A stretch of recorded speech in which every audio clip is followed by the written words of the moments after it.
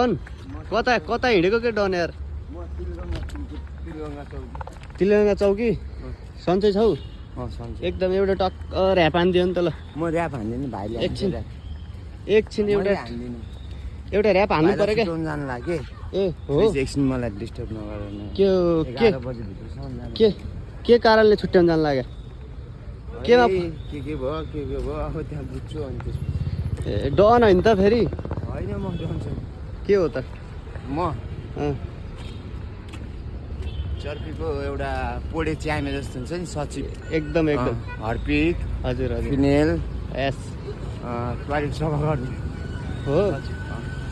अब त सन्चै खाना साना भयो त ए मेरो नि भयो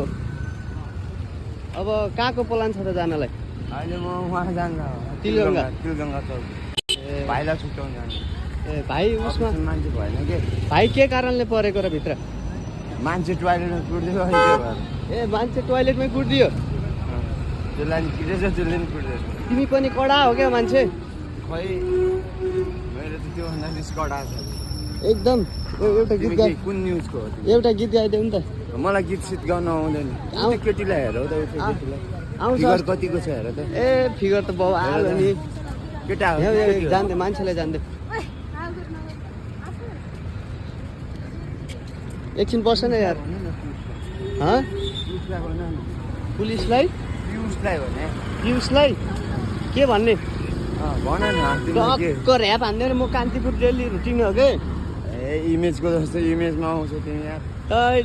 एउटा कलेज 21 चलाउने पियुषलाई भन न ए एउटा गीत गायो नि त ल